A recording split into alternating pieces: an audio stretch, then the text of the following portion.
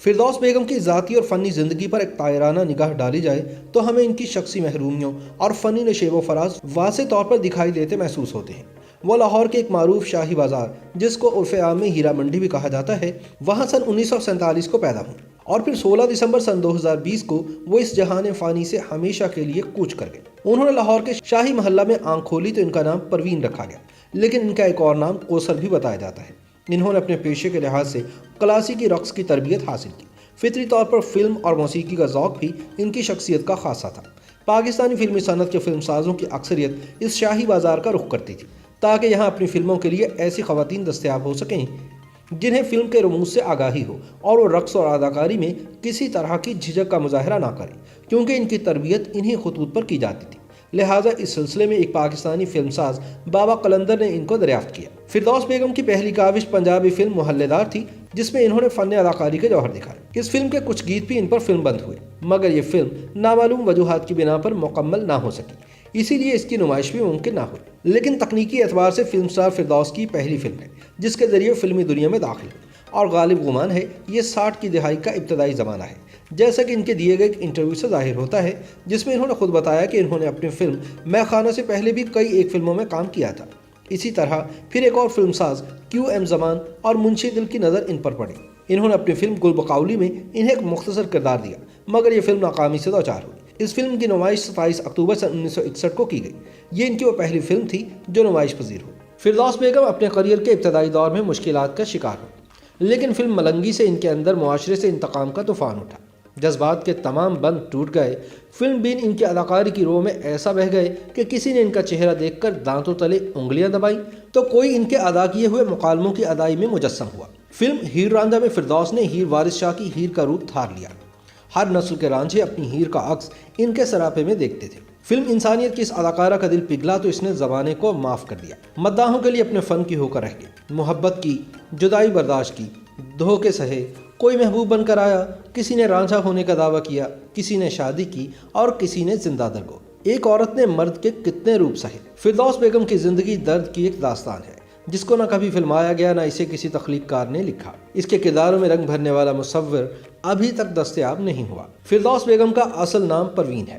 قیام پاکستان سے محض 10 روز قبل جنم لینے والی فردوس نے اپنے ابتدائی کریئر میں فلم فانوس سے کلاسیکل ڈانس کے ذریعے شروعات کی۔ فانوس فلم ساز و ہدایت کار نقشب نے بنائی تھی، کہانی اے عباس نے لکھی تھی اور موسیقی سیف چغتائی نے دی تھی۔ اس میں 2 نئے افراد، اداکارہ کومل اور اداکار سلمان پیرزادہ ہیرو ہیروئن تھے۔ کثیر لاگت سے بنائی جانے والی اس فلم کی نمائش 26 جون سن 1963 کو عید الفطر سے شروع ہوئی، مگر چند تکنیکی خامیوں کی وجہ سے فلم فلاپ ہو گئی۔ فردوس رقص میں بہت مہارت رکھتی تھیں، ان کے ڈانس کرنے کا انداز بھی بڑا دل فریب تھا اور اسی وجہ سے وہ فلمی دنیا میں داخل ہوئی تھی۔ ان کی دوسری فلم خاندان تھی، جس کا ڈائریکٹر ریاض احمد تھے۔ اس میں فردوس کو ایک سپورٹنگ رول ملا، جس میں وہ کافی حد تک کامیاب بھی ہوئیں، مگر بدقسمتی سے یہ فلم بھی فلاپ ہو گئی۔ اس فلم میں محمد علی، بہار بیگم، حبیب، ہنا، نغمہ بیگم اور آغا تالش جیسے فنکار بھی شامل تھے۔ فردوس بیگم کی تیسری فلم میں خانہ تھی۔ یہ فلم بھی نقشب نے بنائی تھی، وہی اس کے فلم ساز و ہدایت کار تھے۔ اس میں نقشب نے فردوس کو لیڈ رول دیا۔ اس فلم میں حبیب، ہنا اور رخسانہ وغیرہ بھی تھے۔ فلم کے گانے ہٹ ہوئے مگر فلم فلاپ ہو گئی۔ فردوس کی لگاتار 3 فلموں کی بدترین ناکامیوں نے ان کے حوصلے پست نہیں کیے، بلکہ وہ لگن اور محنت سے اپنے کام میں جٹی رہیں۔ فلم میں خانہ 4 ستمبر سن 1964 کو ریلیز ہوئی تھی۔ فردوس بیگم نے اداکار اکمل کے ساتھ اپنے ابتدائی دور میں سب سے زیادہ فلموں میں کام کیا۔ ان کی فلم ملنگی نے لاہور کے ایک سینما آڈین میں 2 بار گولڈن جوبلی مکمل کی تھی، جو کہ ایک ریکارڈ ہے۔ اس فلم نے کراچی کے لائٹ ہاؤس سینما میں سلور جوبلی کی اور یہ فلم کراچی سے بھی گولڈن جوبلی ہوئی تھی۔ فردوس کی ان 3 اردو فلموں کی ناکامی کے بعد ڈائریکٹر اے حمید نے انہیں ایک پنجابی فلم ملنگی کے لیے چنا۔ اس میں وہ اداکار علاؤالدین کے ساتھ جلوہ گر ہوئیں، مگر یہ فلم بھی ان کے لیے سودمند ثابت نہ ہوئی۔ اسی ہفتے ان کی ایک اور اردو فلم غدار ریلیز ہوئی۔ اس میں بھی فردوس کو سائیڈ میں رکھا گیا، جبکہ سلونی اس فلم کی ہیروئن تھی اور ہیرو لالا سدھیر تھے۔ اس فلم نے کچھ کامیابی حاصل کی اور فردوس فلمی حلقوں میں اپنی جگہ بنانے میں کافی حد تک کامیاب ہو گئے۔ اس زمانے میں کسی فلم میں رانی کا پلہ بھاری ہوتا تھا تو کسی فلم میں شیری ان سے آگے ہوتی تھی۔ پھر بھی فردوس اپنے خوبصورت رقص کی وجہ سے کافی مقبول تھی اور بطور ہیروئن بھی کافی حد تک کامیاب ہو چکی تھی۔ فردوس کی حیرت انگیز طور پر عروج پر پنجابی فلم ہیر رانجھا تھی، جس میں انہوں نے ہیر کا کردار نبھایا تھا اور اعجاز درانی نے رانجھا کا۔ وارث شاہ کی اس فوک کہانی کے ڈائریکٹر مسعود پرویز تھے اور موسیقی خواجہ خورشید انور نے ترتیب دی تھی۔ ڈائیلاگ احمد راہی کے تھے۔ ये फिल्म 19 जून सन 1970 को रिलीज हुई और कराची और लाहौर के अलावा पाकिस्तान के तमाम शहरों में सुपरहिट रही। इस फिल्म में 13 गाने थे और हर गाने पर फिरदौस ने हैरत अंगेज तौर पर बहुत उम्दा और मुनफिद रक्स पेश किया। फिरदौस बेगम ने तकरीबन 150 फिल्मों में काम किया, जिसमें से 130 पंजाबी, 20 उर्दू और 3 पश्तो फिल्में थीं। इनकी फिल्मों के गीत आज भी कानों में रस खोलते हैं। इनके अदा किए हुए मुकालमे मोहब्बत करने वालों के लिए हरफ़े आखिर थे। फिरदौस के चेहरे के उतार चढ़ाव और मुजस्सम सरापे के ज़ेरो-बम क़यामत से कम ना थी और इनकी ताब लाना हर एक के बस की बात ना थी। फिल्म हीरो रांझा पर इन्हें बेहतरीन अदाकारा का निगार अवार्ड मिला। फिल्म आंसू में इन्हें इसी अवार्ड से नवाजा गया और फिल्म ज़िद्दी के लिए भी इन्हें बेहतरीन अदाकारा का अवार्ड दिया गया। पाकिस्तानी फिल्मी सनत में कितने चेहरे तलुआ गुरूब हुए, मगर दिल पर नक्श हो जाने वालों की तादाद में सरे फहरिस्त नाम फिरदौस बेगम का है। इस कामयाब औरत और फनकारा के करियर की नाकामी की वजह भी एक औरत ही बनी।